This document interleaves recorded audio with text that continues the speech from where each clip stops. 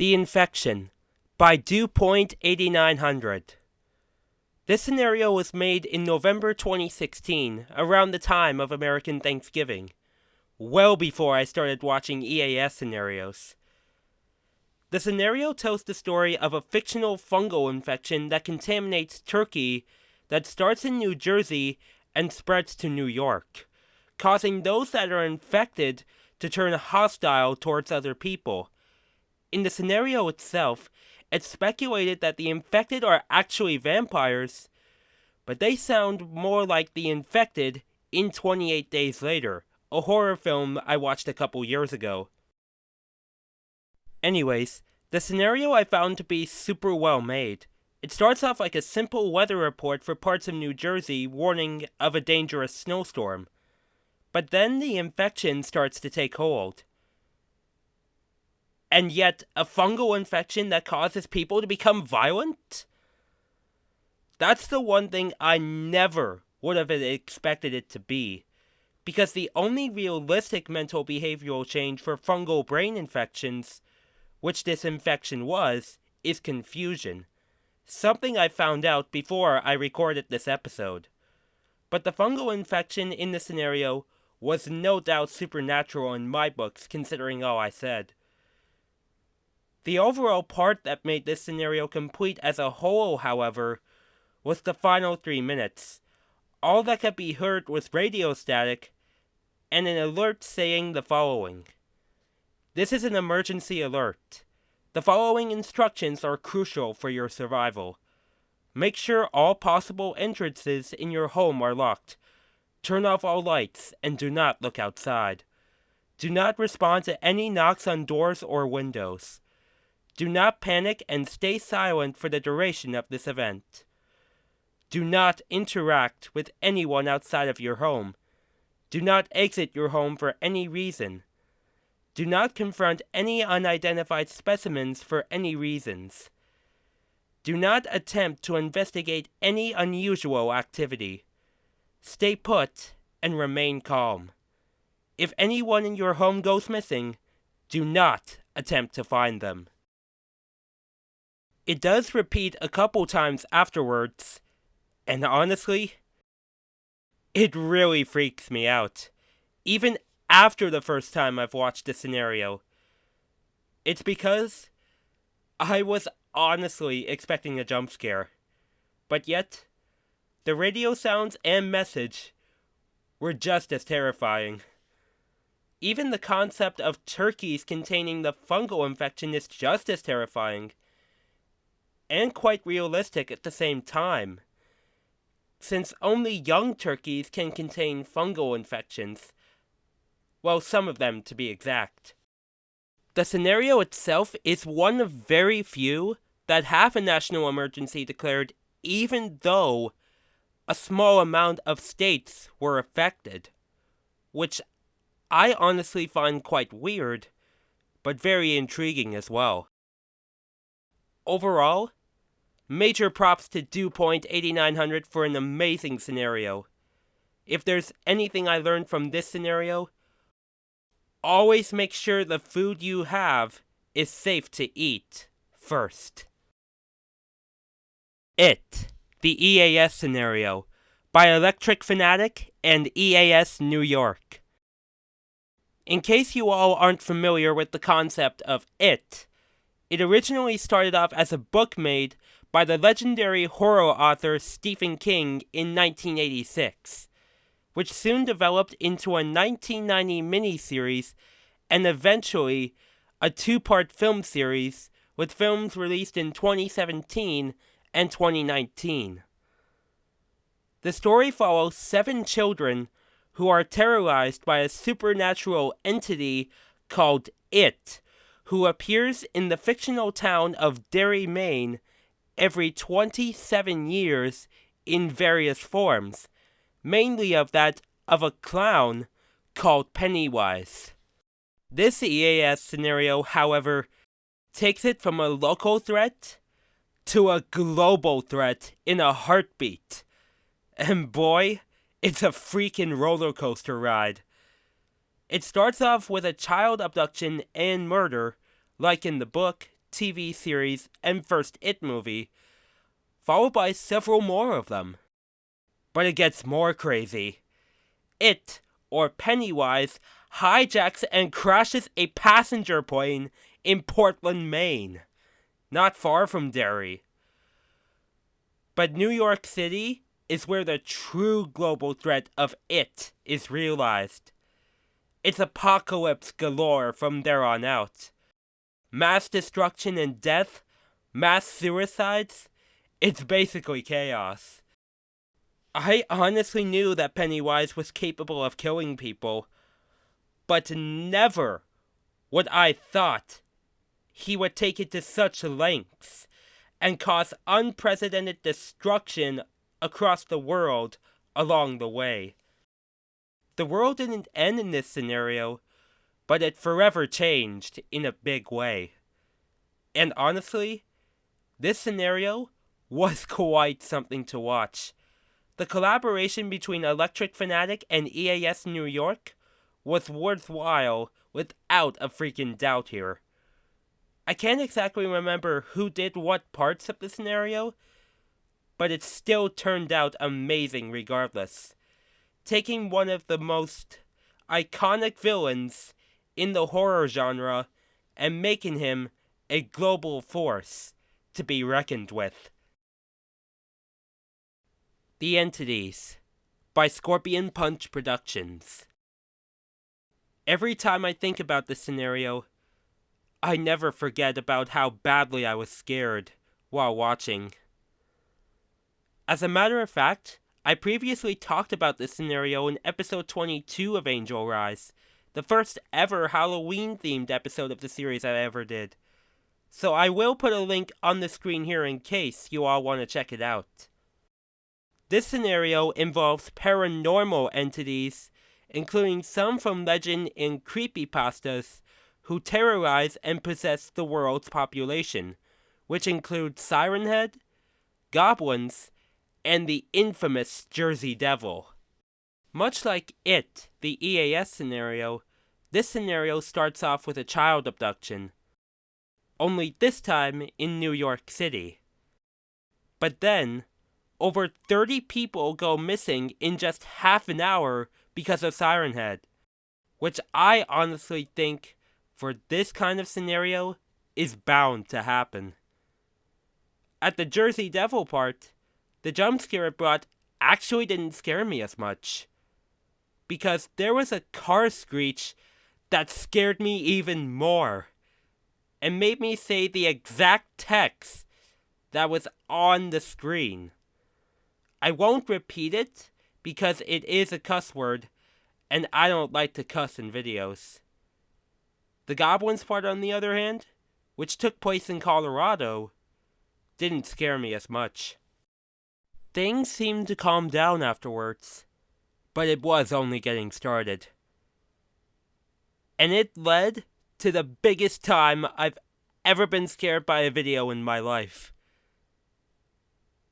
It started off with an emergency action notification alert describing the increased threat of the paranormal entities, then a glitched out part of "be destroyed," meaning the source of the entities was being searched for, followed by an ear-piercing TV static glitch with the text, "God is dead."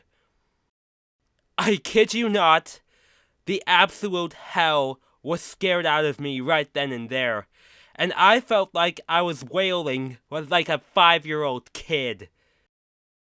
Keep in mind, I was 19 back then, and nothing much could keep me on edge. But the brave soul inside me couldn't handle such a horrifying jump scare. That basically left me on edge for the rest of the video. Even the moment where the president was killed by the entities, I honestly was bracing myself for another panic attack-inducing jump scare, but none came. Then, when the world was basically at the end, Jesus Christ, the most iconic figure in religious history, made a second coming and banished the entities.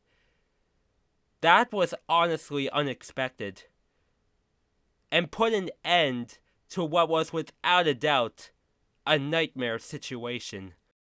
As a whole, this scenario demonstrates a true roller coaster ride, cause just when you think it's hopeless or it's over, it can somehow bring unimaginable entertainment. So to Scorpion Punch Productions, a hell of a job on this scenario. You definitely scared me so bad, and made without a doubt one of the scariest EAS scenarios out there on YouTube. The Undead Prevelation Remastered by the Cat627. While this scenario wasn't as scary as the entities, this scenario without a doubt has become my favorite zombie-themed scenario. Funny thing is, I actually watched the remastered version before I watched the original version. But after I watched the original version, I could tell the clean and improved difference. And it led to the Cat627 becoming one of my favorite EAS scenario creators. The scenario starts in Nashville, Tennessee, in which the virus that turns its victims into the living dead originates. It has aggressive symptoms right as the first alert is issued, such as necrosis, collapsing, violent behavior, and homicidal aggression. This isn't like The Walking Dead or your average virus, where infections take place because of close person contact, parasites, or fungus. The virus in this scenario is airborne, so anyone can get it, and they may not know it immediately. The virus did eventually spread around the entirety of the world with unbelievable speed. And I kid you not, when I say how long it took from the first infections to the extinction of humans in this scenario. The time it took? At least 16 hours. 16! At first, I was genuinely confused on how the airborne virus was able to cause the end of the world in just under a day. Until I read a comment from the Cat627 himself, stating that the virus became corrosive and penetrative, burning through shelters and accelerating reanimation. That honestly shocks me to my core. I mean, who could have thought a virus would be that strong enough to destroy buildings, yet in such a quick time frame? That honestly makes the danger of the virus even more prominent than the zombies themselves. I can't say enough how good this scenario was. It's not my overall favorite EAS scenario, but almost everything about it had some sort of impact on me, including the siren usage, which I would familiarize myself with when watching other EAS scenarios, the subject matter, and how the virus worked, and the usage of the song The Man Comes Around by Johnny Cash, a song which has become a symbol of my OCs. So, if the zombie apocalypse ever becomes a reality, ask yourself, am I really prepared? Because who knows if a scenario like this could wreak havoc on this beautiful planet we live on. And last, but certainly not least, Cataclysmic Annihilation by SBC Hermitage 1258. This is my all-time favorite EAS scenario. In addition to this being the longest scenario I've mentioned at just over 3 hours, it's also the only scenario I've mentioned in which it was uploaded after I started watching EAS scenarios. This scenario is about an unprecedented tornado outbreak that strikes the Midwest and Ohio Valley portions of the United States. one that ends up being deadlier and more destructive than the 1974 and 2011 super outbreaks combined. It starts in Joplin, Missouri, the same place where the infamous EF5 tornado hit just a month after the 2011 super outbreak occurred, which took the lives of 158 people and completely leveled the city. But in this case, a severe thunderstorm warning kicked it off, as opposed to the tornadoes that would come later on. The first tornado formed in central Perry County in Missouri, which was relatively weak. But as this scenario went along, more dangerous tornadoes popped up. Things started to get wild when the city of Henderson, Kentucky was hit by a strong EF5 that was 2.5 miles wide, and the city was leveled. The same thing happened to other cities, with the sizes and speeds of the tornadoes varying between them. The notable cities involved included Evansville, Indiana, Owensboro, Kentucky, Louisville, Kentucky, Covington, Kentucky, Cincinnati, Ohio, Mason, Ohio, Dayton, Ohio, and biggest of all, Columbus, Ohio. The tornadoes were as wide as 3.9 miles, and winds were as fast as 380 miles per hour. And on 2 occasions, more specifically in Dayton and Columbus, there were 2 violent tornadoes on the ground at once. 2! That to me is the craziest part about the scenario. One dangerous tornado is bad enough, but 2? Oh my god. However, the 2 tornadoes in Dayton were of same size and strength, but the Columbus ones had a wind speed differential of 5 miles per hour and a size differential of 0.15 miles. The 3.9 mile wide and 380 mile per hour tornado is among the 2, which I think is unbelievable. All that can be said about the destruction in this scenario was mind-boggling. And in the words of the scenario, like a nuclear bomb went off, or the cities were never built. If a similar situation in real life happens, I honestly would be even more shocked. Because I can honestly imagine how the cities would look in the aftermath of such havoc from Mother Nature. They honestly would just look like barren wastelands. Massive piles of dirt everywhere. Various pieces of debris scattered for miles. I mean, could you imagine if you were in a scenario like that? The amount of horror would honestly be unbelievable. Considering the first EAS scenario I watched was also a tornado-themed one, this scenario helped me better understand weather warnings and the locations they impact. I've never properly understood severe thunderstorm warnings or tornado emergencies after I watched EF6, which I mentioned back in episode 35.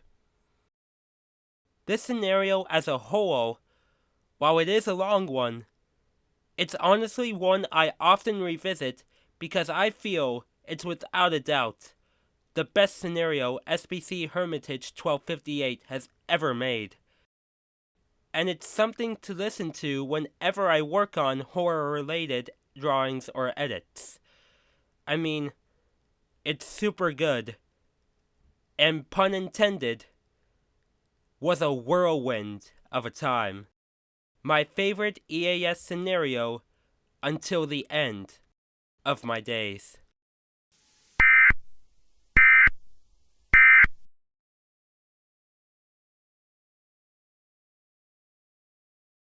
handing out candy in 2019. This was my first time handing out candy to trick-or-treaters, and honestly, it was a blast. For context, I trick-or-treated until I was 15.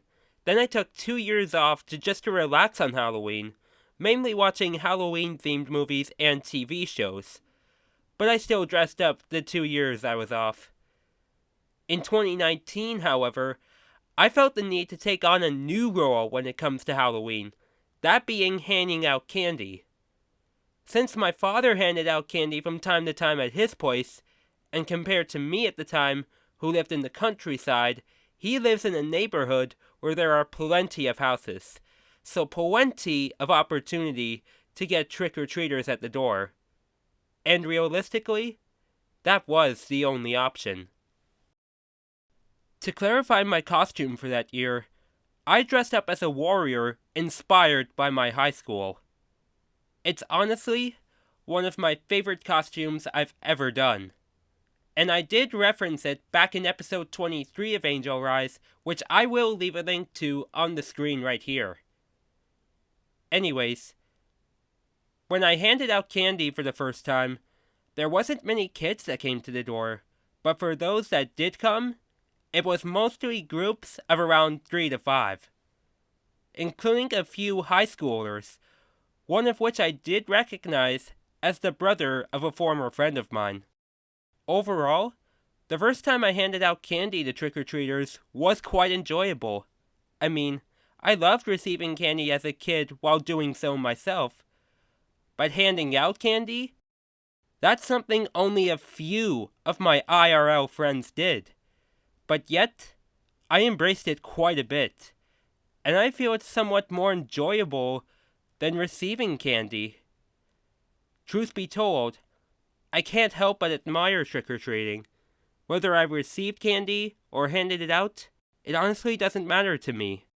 And 2019 was the true realization of what it means to be part of such a long-standing Halloween tradition. Handing out candy in 2021. Keeping the trick-or-treating theme in note, 2021 was honestly no different. For the third straight year, I was handing out candy at my father's place, this time dressed as Nick Helena. I got around the same amount of kids that I did the first time I did so, but there was a moment from that night that honestly will live in my mind forever. I had a speaker on hand that was playing Halloween music that I chose, some of which were Halloween themed, and others that I feel served the purpose. One of those songs was Sad But True by Metallica, the song I associate the most with Nick Helena. It was this song that was playing during the point of the night where a good amount of trick-or-treaters were present. Keep in mind, the neighborhood my father lives in doesn't get as many trick-or-treaters as other neighborhoods do, but that time, I got around 8 to 10 of them in the span of around 5 minutes. Was the song the reason behind them being there? Or was it a pure coincidence that the song I associate Nick Helena with the most was the peak of how many trick-or-treaters appeared at once? Either way, that was, without a shadow of a doubt, one of the craziest things to have ever happened with me on Halloween. Who knew that a song not as associated with Halloween would be among one of my favorite Halloween memories? Only God knew about it, I have to say. And me too, Nicolina. I completely foresaw that. I suppose so, Nick Helena. I certainly didn't foresee it. Oh, shut up! Don't deny it! Maybe Nick Helena knows more than I do.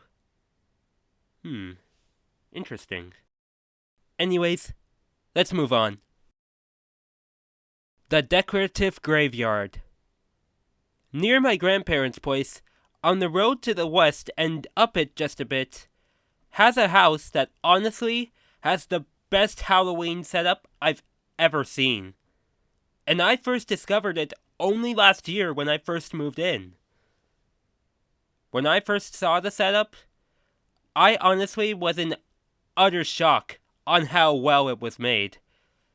So picture yourself in my shoes. You're walking just past a corner down a hill, passing by a couple houses.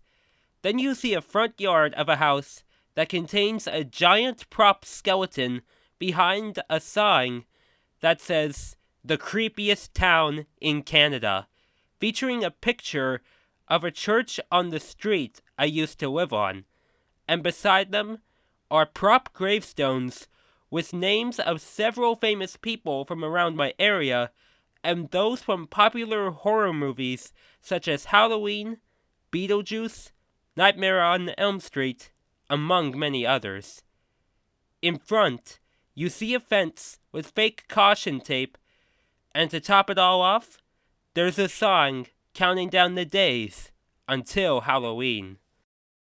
I believe it's fair to say that the people who live at that house are huge into Halloween, because even after Halloween, the sign counting down the days until then remains up, which I think is really cool. The decorative graveyard at that house is back up for this year too, and I have passed by it a couple times while on my walks. And I stare at it in awe in how well made it really is. It really gets me in the Halloween spirit. No doubt about it. And every time I pass by it, it reminds me of the first time I saw it. So freaking good. To the people of that house, if you're watching this, you have clearly outdone yourselves. You've definitely given me and many others a humongous reason to recognize such an amazing tradition like Halloween. And last, but certainly not least, my childhood trick-or-treating route. This is arguably my most favorite memory from Halloween, and the sole reason why I wanted to make this episode in the first place. I referenced this all the way back in episode 21 of the series, but I'm going into more detail about it here. The route in question took me up the street my grandparents live on, then we make a left at the east end, go up the road for a little bit, then make a slight right onto the street that contained a nearby park. Then, we made a left at the end of that road and continued all the way to the end of it, including going through an intersection. Then we make it to the corner, make a left, walk straight down, and return to my grandparents' place once my siblings and I, plus occasionally one of my older sister's friends, finished trick-or-treating, and we would count out our candy there, and even trade candies we didn't like for ones we did like.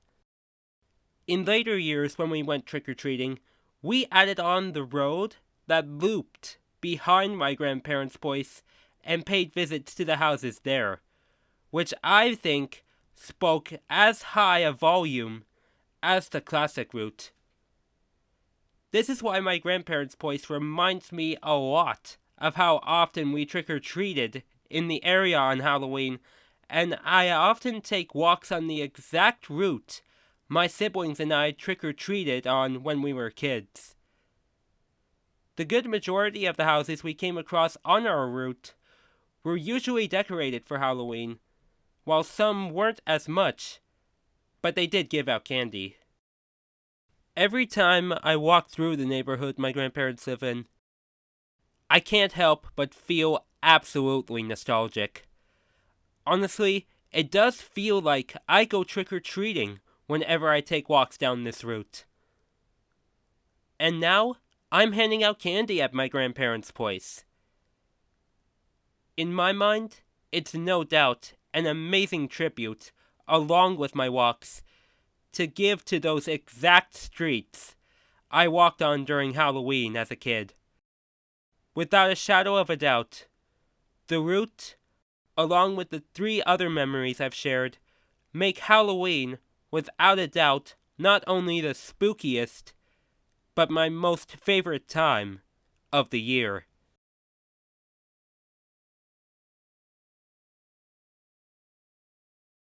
The Nightmare Before Christmas. To kick things off, we have a movie that's had quite the debate about it. Is it a Halloween movie or a Christmas movie? Personally, I like to think of it as a mix of both Halloween and Christmas, though Christmas is more prominently displayed. The Nightmare Before Christmas was released on October 29, 1993, originally through Touchstone Pictures, but was reissued by Disney in 2006. The movie follows Jack Skellington, the Pumpkin King of Halloween Town, who is tired of following the tradition of Halloween and seeks out a new holiday, that being Christmas, and stages a takeover. I can't remember exactly when I first started watching the movie, but I do remember my older sister having a strong interest in it. The movie was scary at first, most notably part of the opening and the present montage.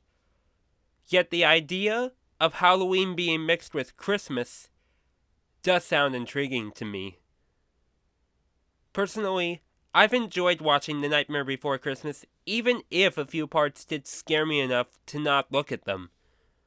But I have come around to watching them because I've become more accustomed to seeing scary content in movies and TV. The movie has also become a yearly tradition in my family where we watch it only once a year around Christmas, because my family does associate it more with Christmas, more than Halloween. And like I stated earlier, this movie does have Christmas as the prominent theme as opposed to Halloween. So, I honestly don't mind. However, it's not just been around Christmas that I've been thinking about The Nightmare Before Christmas.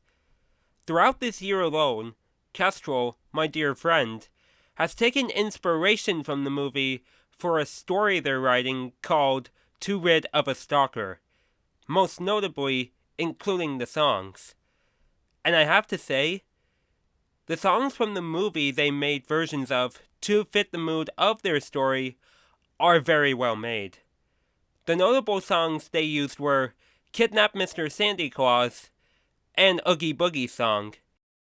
The way they portrayed Oogie Boogie Song is my personal favorite portrayal of the two songs used, since they made it to fit Shira, the main character of the story, whom I'll potentially talk about more in a future episode.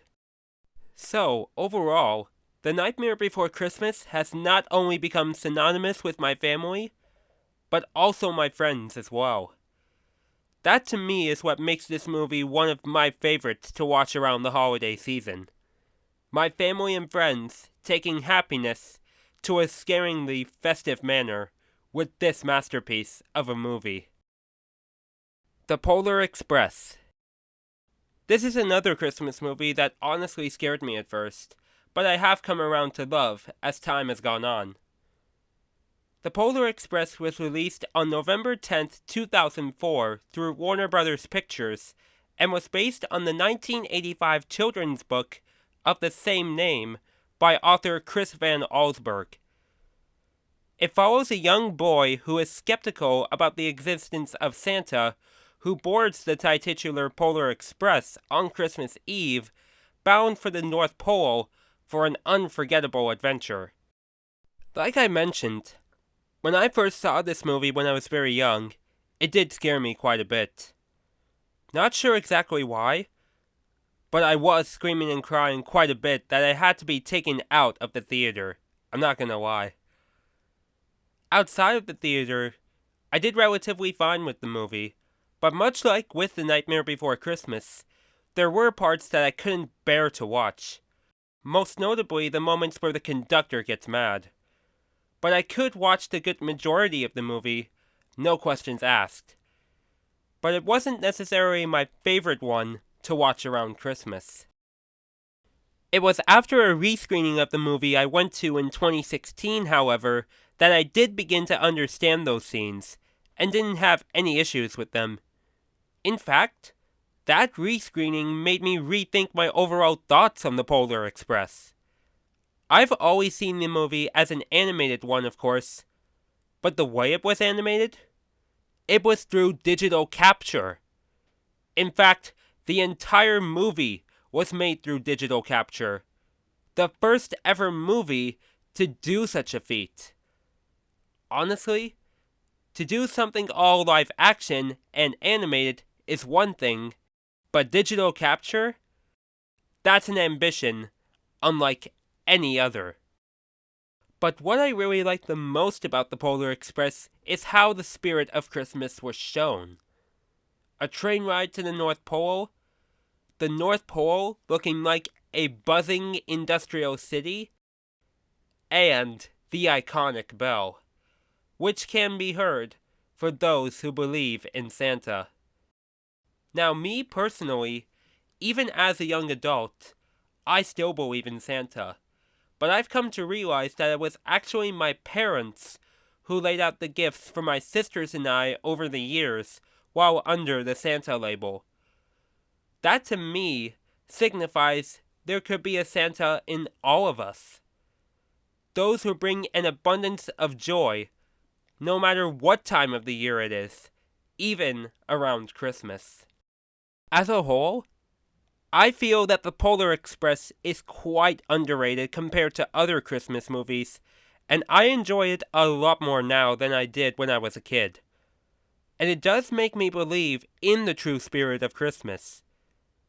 As long as you hear that bell ring, you'll always have the Christmas spirit within you. All you have to do is believe. And last, but not least, How the Grinch Stole Christmas. If you were to ask me what my overall favorite Christmas movie of all time is, it's this one, and there are multiple variations to it. How the Grinch Stole Christmas was originally released as a cartoon on December 18th, 1966, starring Boris Karloff. It was also released as a live-action movie on November 17th, 2000, starring Jim Carrey. And it's also had a modern-day animated movie released on November 9th, 2018, starring Benedict Cumberbatch. These were inspired by the Dr. Seuss book of the same name, originally published in 1957.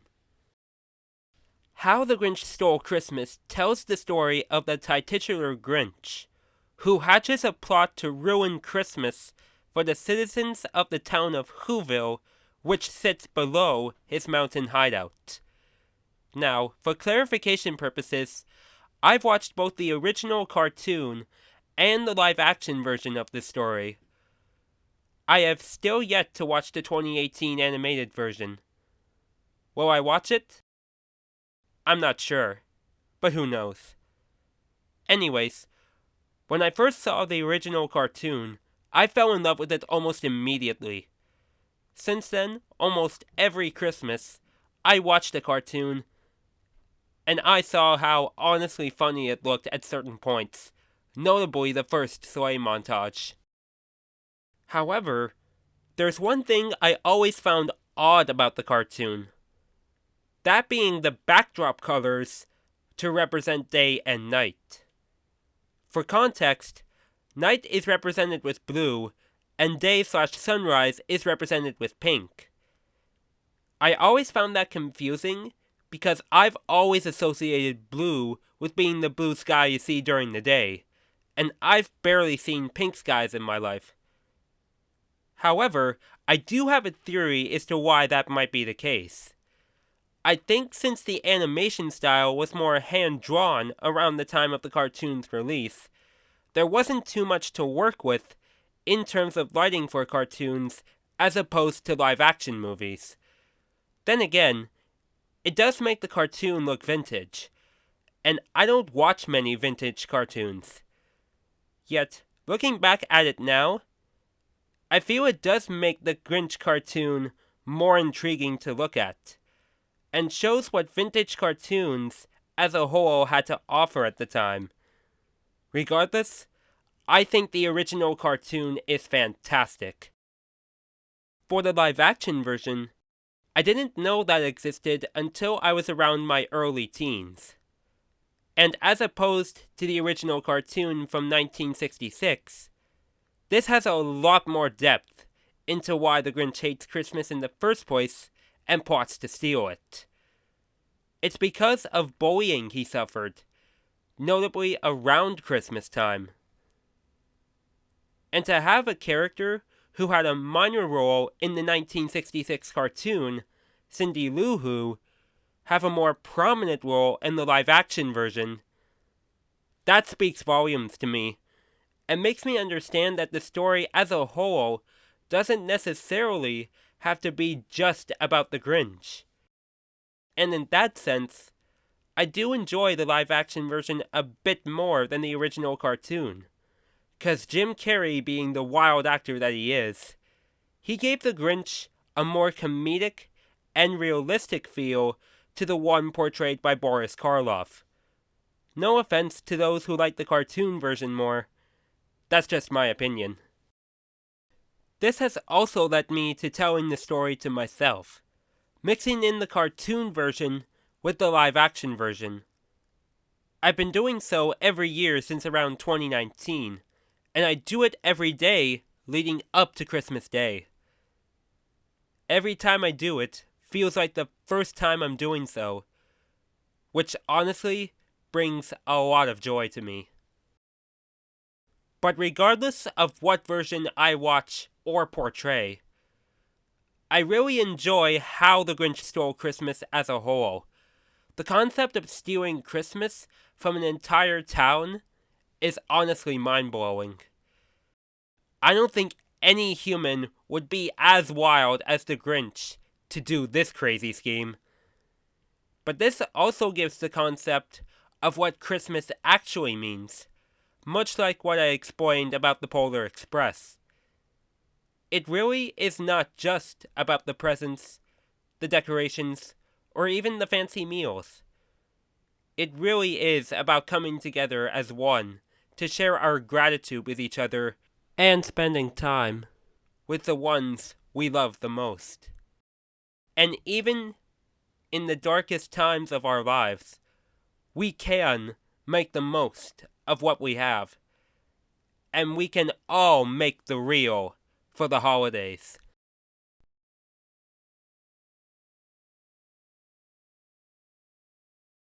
Sleigh Ride. We're kicking things off here with a song that has a wintertime meaning, but has been linked with Christmas for over 6 decades. The song was originally composed in May 1948 by the Boston Pops Orchestra, with Arthur Fielder at the helm. The lyrical part wasn't written until 1950 by American lyricist Mitchell Parrish, which tells of a story of wintertime activities, notably a sleigh ride, hence the song's title. Though Sleigh Ride's lyrical content is themed around winter in general, it was first symbolized with Christmas in 1963, when the American girl group called the Ronettes recorded the song as part of the Christmas LP, A Christmas Gift for You from Phil Spector, whom the Ronettes had a record deal with at the time. Their recording has become the most popular version of Sleigh Ride outside of the pop genre. Personally, I really like this version, especially the ring-a-ling-a-ling part. Makes it sound like there are Christmas bells on the sleigh in my opinion. However, my favorite version of Sleigh Ride comes from the 1993 Christmas album, When My Heart Finds Christmas, by American jazz singer Harry Connick Jr. It's my all-time favorite Christmas album, and the one I've familiarized myself with the most. I highly recommend you all go and give it a listen. His version of Sleigh Ride honestly sounds like it could be from the late 40s to early 50s. I honestly could imagine hearing this at a Christmas-themed nightclub. The usage of saxophones and trumpets, as well as the way Harry Connick Jr. sings it, is what I feel makes his version of Sleigh Ride my favorite out of all the versions that have been made up to this point. It's often been the first Christmas song I listen to on a yearly basis. And whenever I listen to it, there's the link between the original and this version. Sleigh Ride as a whole is an amazing Christmas song to listen to. And like I mentioned, while its lyrical content is more related to wintertime activities, it's no doubt that the winter activities mentioned can be part of Christmas celebrations too. Now that I think of it, this is a song I should listen to more, even after Christmas. And whenever I think of doing so, I'll think of Harry Connick Jr. Here Comes Santa Claus.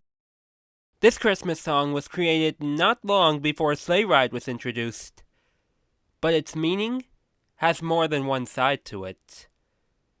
Here Comes Santa Claus was originally made in August 1947 and released on October 6th of the same year. The man behind the original recording is the one dubbed the Singing Cowboy, Gene Autry. And it's his original version, the first ever recording, that I enjoy the most. In childhood, when I was introduced to the song, I had very little understanding for a certain part of it, and that was the lyric, "Hang your stockings and say your prayers." For context, this song combines two veins of Christmas, which is the mythology surrounding Santa Claus and the origin of the holiday through Christianity. Back then, I wasn't as understanding of God and religion. I thought it was just bland and felt like I didn't need God for the troubles I go through in life. So in turn, I only listened to the song because I was more interested in the Santa part since I understood that a lot more. However, it was either Christmas 2020 or 2021 when I fully realized my belief in God that I began to understand the religious part of it. That's what I feel makes this song a Christmas classic. Because Santa isn't the only major figure when it comes to the holiday season, but Jesus as well. And that presents Christmas as a time for peace and comfort. Gene Autry depicts this quite well in the song with the lyric, "Peace on earth will come to all if we just follow the light." Here Comes Santa Claus has been covered numerous times since Gene originally wrote it, but his version, in my mind, will forever remain a classic. And it helped me understand both Santa and God's part in making Christmas the way it is. It's beginning to look a lot like Christmas. The song's title is honestly more than fitting. I mean, Christmas is the most wonderful time of the year to many people. It's beginning to look a lot like Christmas was originally written in 1951 by American musical arranger Meredith Willson, and recorded in the same year by Perry Como and the Fontaine Sisters with Mitchell Ayers and his orchestra in September, which has been widely popular since its creation and was featured in The Polar Express, one of my all-time favorite Christmas movies. It gained further popularity with Bing Crosby's recording of it just 2 weeks later on October 1st, 1951. While I haven't listened to too much of the original version by Perry Como, I do find the Bing Crosby version a lot more enjoyable. His version has the classic feel to it, and it sounds like it could be played in a vintage-styled Christmas movie. However, that's only my second favorite version of It's Beginning to Look a Lot Like Christmas. My favorite version is the one released on October 24th, 2011 by Canadian singer Michael Bublé as the first track to his highly successful Christmas album, simply titled Christmas. Michael Bublé's version of this song is, in my opinion, the most unique among any other one made, most notably with the orchestral opening to it before the lyrical part. And as opposed to other versions, Michael sings it in a more slower and smoother tone. That, to me, makes the lyrics more understandable and satisfying to listen to, and the ending brings it all together, especially the once more part. Sounds like something out of a modern Christmas movie. As for the song as a whole, it perfectly captures the feeling of Christmas time. The decorations around town, the wishes of gifts for children, and the parents looking forward to the end of the holiday break before it even gets off the ground. I would say some, but not all parents are like that. No hard feelings regardless. So if you're looking for a song that captures a town and family around Christmas time, this is right up your alley. And Michael Bublé can help some of the stress you may have around the holiday season. Angels We Have Heard on High. If you ever wondered about a Christmas song that could perfectly fit my OCs, this would be the one to go for. Angels We Have Heard on High was one of the first ever Christmas songs to be written, originally done so in 1862. The lyrics were inspired by a translation of a traditional French carol known as Les Anges dans nos campagnes, The Angels in Our Countryside, originally claimed to be written in 1842. The lyrics connect to the Christian origin of Christmas, notably the birth of Jesus in Bethlehem, in which shepherds come across a bunch of angels singing and praising his birth. Unlike the other songs I mentioned here, I didn't listen to the song very often around Christmas time when I was a kid. But when I was making my 2020 Christmas comics, that's when I came across one of two versions that I really enjoy. The first version I came across was made by independent Norwegian composer Peter B. Helland as part of his Christmas album O Holy Night, which is named after the Christmas song of the same name. While it is an instrumental version, it honestly sounds wonderful. After listening to it a few times, I understood the connection between this song and my OCs, though at the time, Nickel Daisy and Nickel Peach had yet to be created. To clarify, this version of Angels We Have Heard on High was part of a video compilation of Christmas music from the album I mentioned earlier, and it was the video I listened to while working on each comic for that year. Honestly, that is one of my fondest Christmas memories. As for the second version I like, it comes from a Christian rock band called Third Day, from their 2006 Christmas album, Christmas Offerings.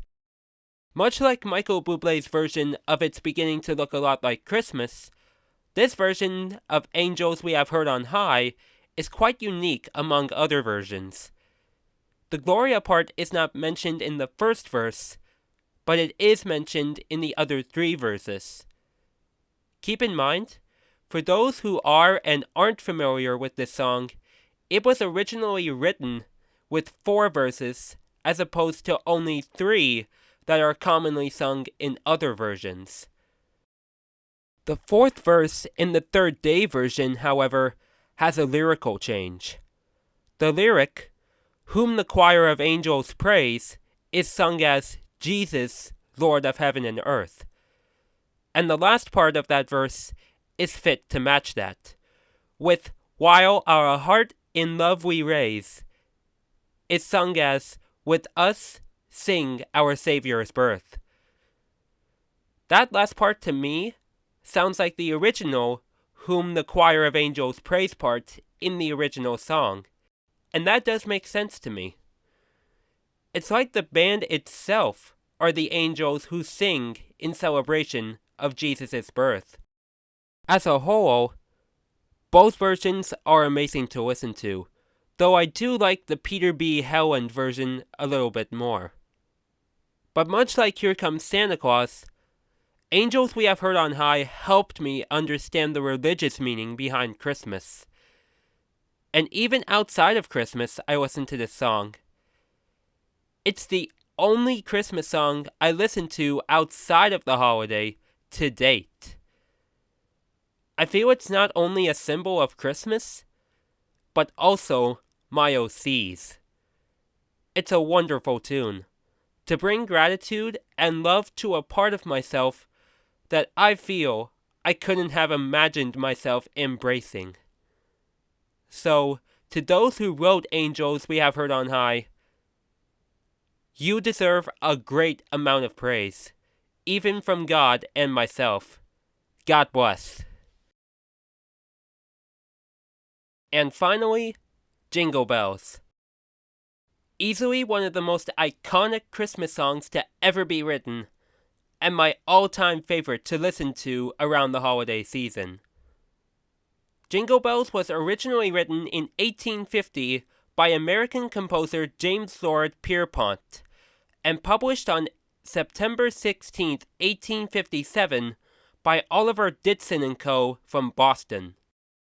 It became associated with winter and Christmas in the 1860s and 1870s, and its first recording was in 1889 on an Edison cylinder by composer Will Lyle, which is actually perceived to be the first ever recording of Christmas music.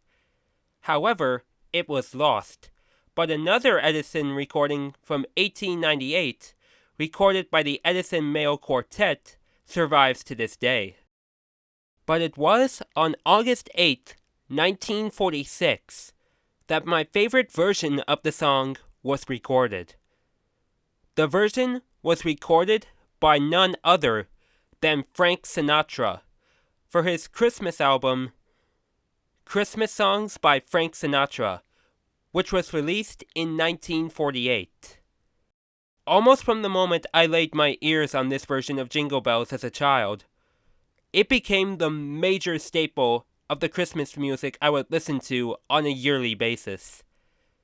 And for the longest time, I didn't know it was Frank Sinatra who actually sung this version of Jingle Bells. It wasn't until I was in my teens that I realized that this was in fact Frank Sinatra's version of Jingle Bells.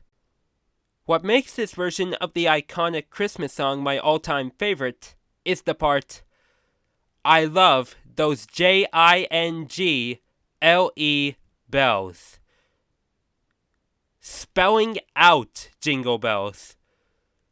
I'm honestly speechless on how good that makes this version of the song.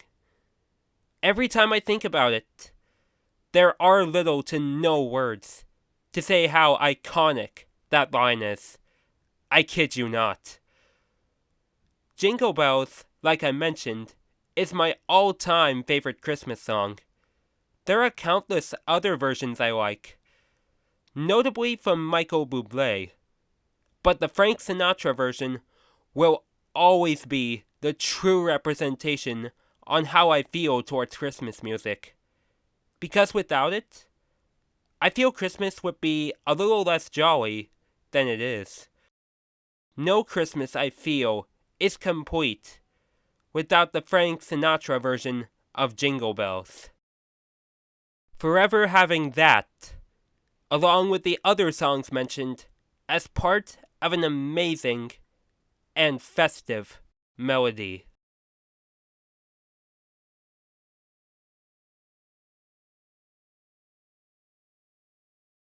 First collab video. We're kicking things off with the first milestone episode of Angel Rise this year, episode 30, which was released in January this year. From what I mentioned back in my top 5 video, episode 30 of Angel Rise was the first time I've collaborated with someone to make a video here on this channel. The person I collaborated with was my dear friend Kestrel, aka Tenchi Peachy. That's their new username, by the way, just as a heads up. In the episode, the two of us talked about how we met, our interest in the Super Mario princesses, how we came to love the Super Mario series as a whole, and various other topics like the hip-hop duo Insane Clown Posse and cleaning up garbage across our respective schools. Prior to that collab, I made quite a few mentions of Kestrel in my videos, notably episode 16 of Angel Rise, and 2 of my poem videos, Sunshine and Never Impossible. Due to this, I did consider possibly collaborating with Kestrel in a future video, but that answer was affirmed back in episode 20 of Angel Rise when they asked that specific question, and I, of course, answered yes to it. Yet, the prospect of collab videos before then didn't seem too enticing to me. I was more than happy with Kestrel, Ira, and myself making artwork and edits of our respective OCs. Plus, around the time I made episode 16 of Angel Rise, I was only beginning to have voice chats with them on my Discord server, so I wasn't quite used to hearing their voices. Also, I was more used to making videos by myself, considering how independent I have become over the years since the end of my school days. I mean, I really do love making videos by myself. Writing scripts, editing clips, coming up with thumbnails. I take great pride in that and challenge myself to make the best videos that I can. But the collab video with Kestrel changed that quite a bit. There is very little to write, only my intro and my outro. In addition, Kestrel took care of the thumbnail, and I took care of the editing, which took me 3 days to do, considering this episode, as of this recording, is the longest in Angel Rise history at 1 hour and 52 minutes. But in the end, I feel it was worth it. While I still mostly make solo videos to this day, episode 30 of Angel Rise opened up a chance that I initially felt wasn't worth it. But it ended up being one of the best memories I had throughout 2023. Collab videos are more fun than I really expected, especially considering the ties I have with Kestrel. So my advice to anyone who's thinking of doing collab videos, or any collaborations of any kind, I suggest you start with someone you have strong faith in and build it up. To Kestrel, this is another big reason why I appreciate you so much, and helped me understand that with the right people, great accomplishments can happen. Cosplaying in public. This is a direct reference to episode 33 of Angel Rise, and easily one of my favorite memories of not only 2023, but my life as well. Back in April this year, I went to see the new Super Mario Bros. Movie by Illumination, the studio widely known for the Despicable Me franchise, who took up the opportunity to collab with Nintendo to create a modern animated rendition of a Mario movie. How did I see it, you may ask? Only in the most royal of ways. If you know what I mean, I cosplayed as Peach to see the Mario movie. You heard that right. I went to see the Mario movie cosplaying as Peach. For perspective, I first thought about doing so well before the movie came out, somewhere around mid-February to early March. However, there was a major worry I had, and that was that I was doing this in public for all to see. Being a dude in my early 20s was especially what got this worked up in my mind. I never went out in public, apart from Halloween, in costume, let alone as one of my favorite characters. I think any other guy would have just dressed up as Mario, Luigi, Bowser, or even Donkey Kong. But yet, my heart told me, if there's any dude who could pull off dressing up as Peach in public, it was going to be me. So it was my mission to make this happen. After my shift that day at a previous job I worked, I got into my own clothes, climbed into the car with my mother, step-uncle, and step-cousin, put on my Peach cosplay on the ride to the theater, which is quite humorous to me looking back on it. And when we arrived at the theater, I emerged with the cool air blowing, but feeling a major sense of pride as I walked through the theater door, and was immediately greeted by a mother and their young daughter, who was a little shy, yet I greeted her with the utmost kindness as we moved along. But they weren't the only ones. I was greeted by a few more kids, mostly girls, and even a young couple came up to me and got photos with me. They honestly didn't mind. I was a dude who was dressed up as Peach.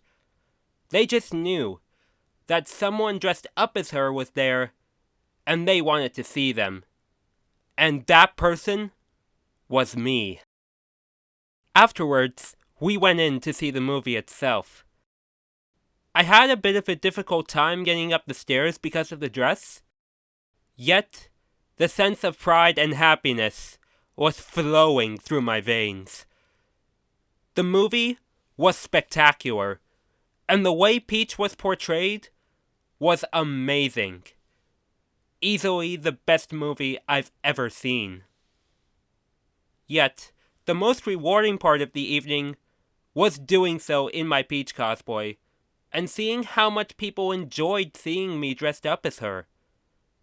This has given me confidence that in the right circumstances, I can cosplay in public, outside of Halloween, as my favorite characters and characters that I created, which I feel will be quite useful for my future endeavors. Like I said, this easily is one of my favorite moments of the year, and my entire life. My heart was right to say what it said to me. I may be a dude, but my love for the Super Mario princesses will be immaculate, and I'll do whatever I can to make them just as prominent as Mario, Luigi, and the other dudes that make the Super Mario universe what it is today. Online shopping. This was something I initially was extremely nervous to try out, but this brought on a new sense of freedom. When it comes to shopping, I'm all in for in-person shopping, and it was something I learned to do on my own as I grew into my teenage years. In-person shopping felt like I could have almost everything I wanted, but after COVID hit, I understood that this exactly wasn't the case. During that time, I learned of a website through my father called Amazon, which was founded by Jeff Bezos in 1994. And he frequently purchased items from there and had them delivered quite quickly, as I later realized. That piqued my curiosity quite a bit. But it first piqued when I heard my mother was doing so as well. She notably helped me with my cosplays, as some you have to buy online, notably Amazon, and her help with getting them off there was a contributing factor to how well my cosplays would turn out. But after a while, funds did begin to dry up a little bit for her, and I had to come up with cosplays with the costumes and makeup I already had. This year, however, back in August, my curiosity piqued again when I saw that she was getting household items through Amazon, and around the time, I was planning another cosplay. But instead on relying on my mother for help that time around, I thought, why don't I do this myself? So, I went through with creating my own Amazon account and got what I needed for it. I was honestly scared at first because, like I mentioned, I'm used to shopping in person by this point. Yet, the second I made my first purchase from there, a new era of shopping for myself and my family had begun.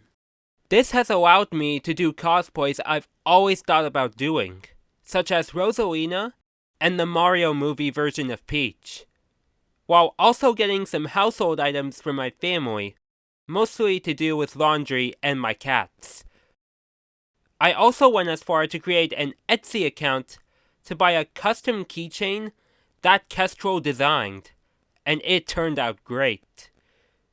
However, me being the cautious person that I am, I aim to go for the lowest price possible and spend as little money at a time as possible.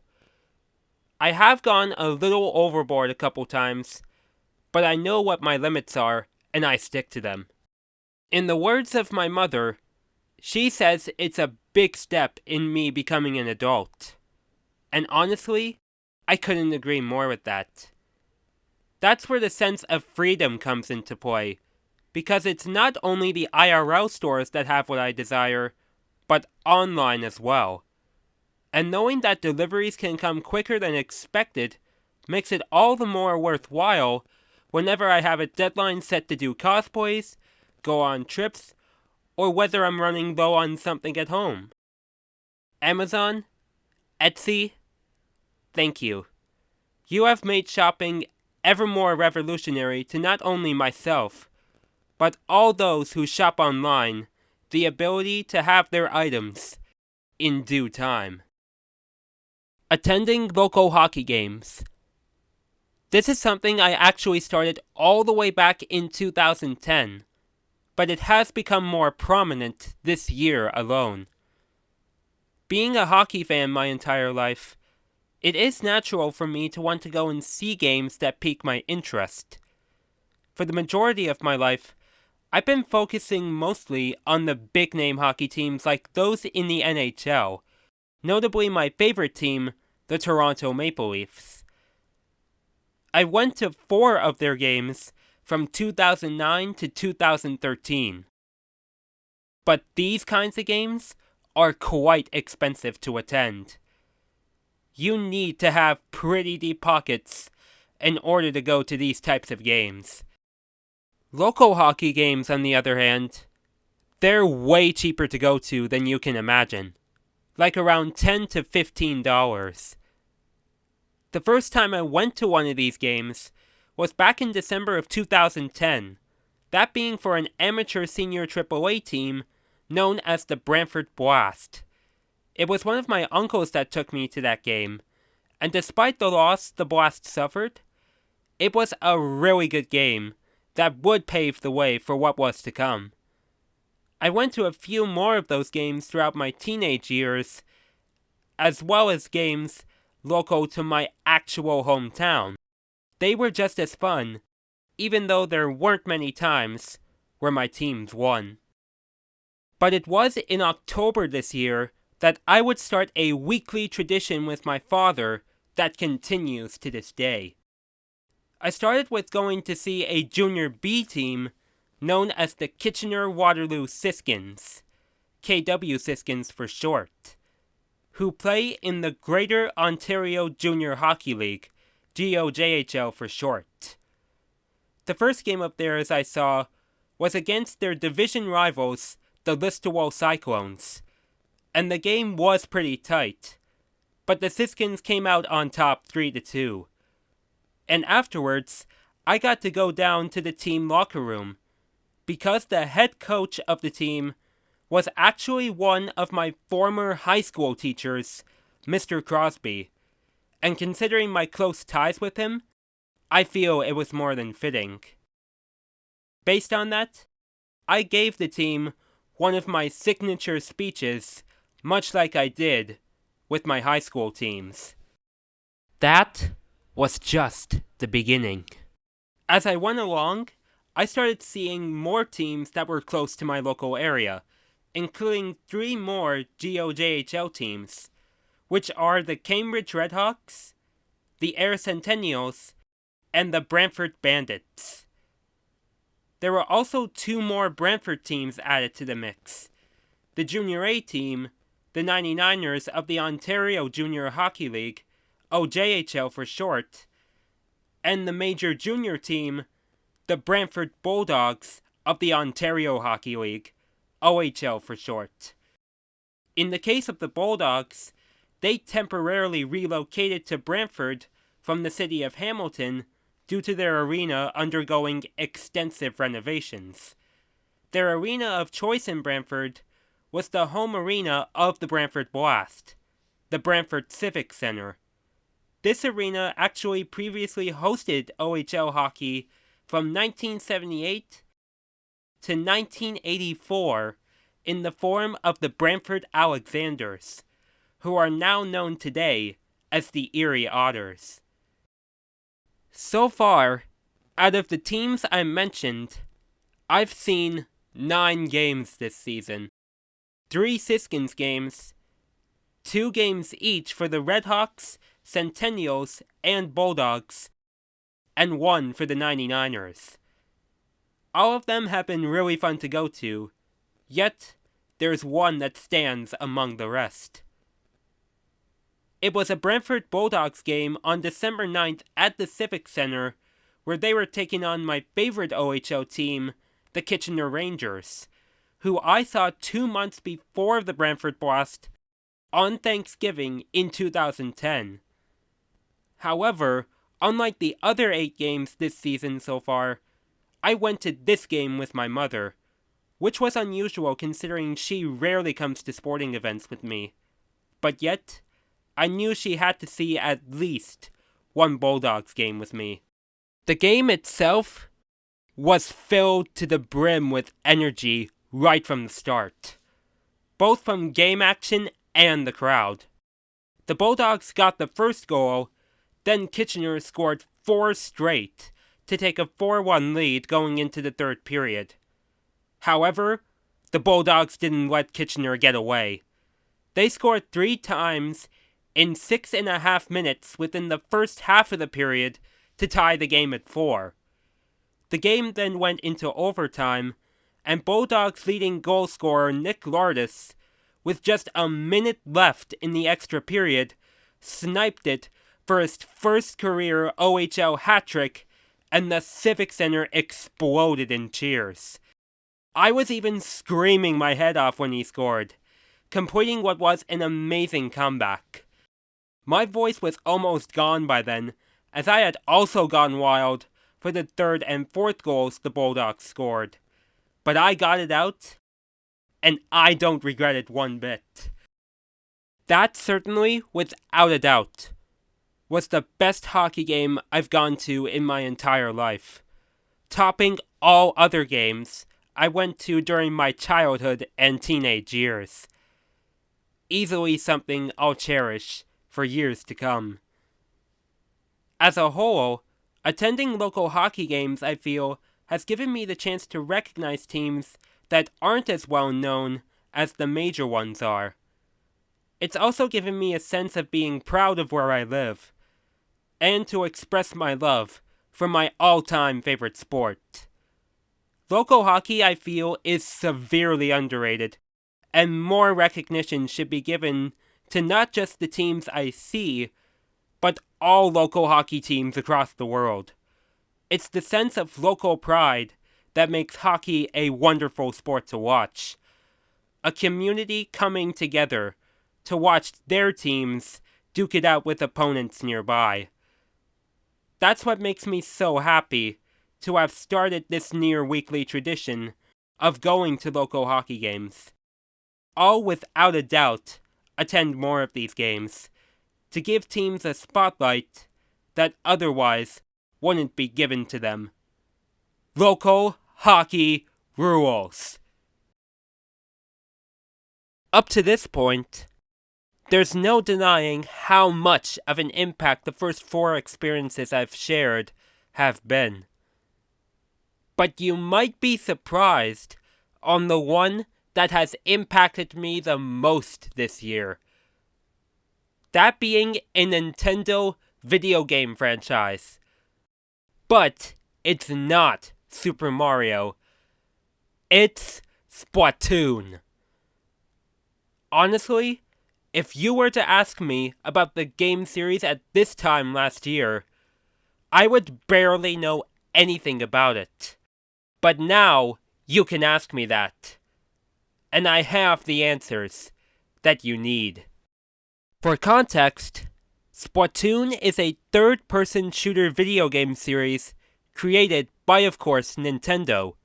It follows anthropomorphic marine animals, notably the terrestrial cephalopods known as inklings and octolings, which are based around squids and octopuses respectively, that can transform between humanoid and cephalopod forms at will. These beings engage in turf war battles with each other and use a variety of weapons that produce and shoot colored ink while they're in human form and swim through their own colored ink in their cephalopod forms. So think of it like a cartoony version of a shooter game. My interest in the series actually began when the first game came out in 2015. And was played a little bit by my step-cousin. I only saw bits and pieces of the game, yet it was enough to see how Nintendo wanted to change things up a little bit with this new franchise. And boy, it proved to be a massive hit. When the sequel was announced, I actually thought about getting it, yet the thought came and went. But I was excited at the same time to see Splatoon get a second game in the first place. I was more than happy to see it from the sidelines, if you know what I mean. Naturally, I thought there would be a third game, and indeed there was. However, my thought about getting it came and went as it came out, much like Splatoon 2. However, 2 people I knew got Splatoon 3. You want to guess who? It was Kestrel and Ira.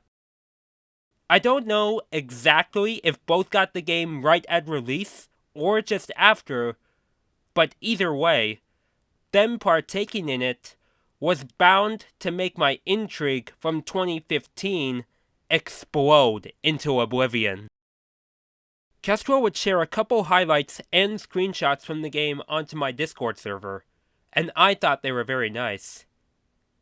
But their avatar, I've never seen anything like it up to that point. By that time, I was more familiar with Inklings, but Kestrel's avatar wasn't an Inkling. It was an Octoling. Bingo! That's when I first learned of them. And honestly, they do look just as awesome as Inklings. Ira's avatar is also an Octoling as well, which I think is more than fitting. From then onwards, leading to just after my birthday, I was thinking to myself, I need to play this game. I need to play this game now! It was after the Nintendo Direct on February 8th, revealing the Inkopolis and Side Order DLC, that the decision was final. I was going to jump into this game and see it for myself. This proved to be more significant than I initially thought. I'm not one for shooter games, but if I had to play in one, it has to be Splatoon.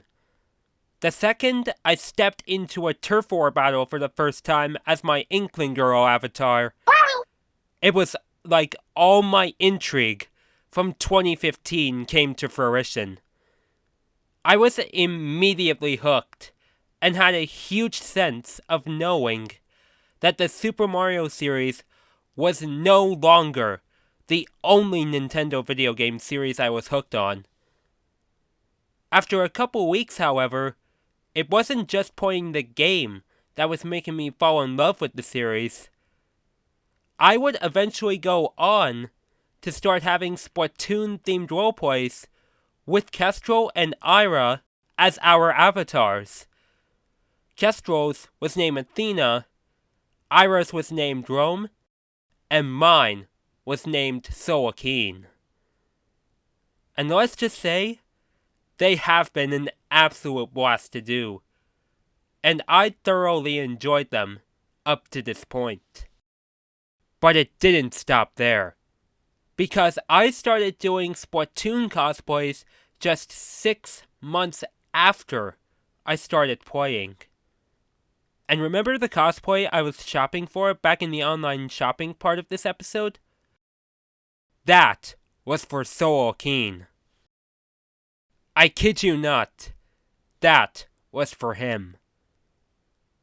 I officially cosplayed as him on August 19th, and it became instantly one of my favorite cosplays. More cosplays were to come, no doubt. 3 more have followed since then, notably my favorite Splatoon idol, Shiver, on Halloween, whom I mentioned back in episode 37 of the series.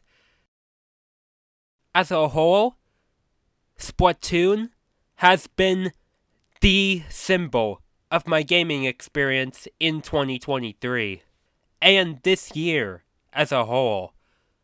Experimenting with a new game, and it turning out to be one of the best games I ever played. I'll be honest, my experience with the Splatoon series deserves its own episode because I have a lot to talk about. I teased that back in episode 37, but I can officially say that Splatoon will be the focus of the next episode. The first episode of 2024. Plus, it'll be a collab episode like episode 30. So stay tuned. But the 2 people I really have to thank for getting me into this series are Kestrel and Ira. I mean, you 2 have inspired me in many ways. But never in a million years would I have imagined you 2 inspiring me to start playing Splatoon, let alone do Splatoon-themed role-playing and cosplaying. Seriously, you 2 are the freaking best. Splotastic, if you know what I mean. Thank you 2 so much. And thank you Nintendo as well, for making such an amazing video game series like this. Your gamble paid off, and I'm hooked. No doubt, Splatoon, along with the other 4 experiences I mentioned, were the major parts of the new special deliveries I received throughout this year.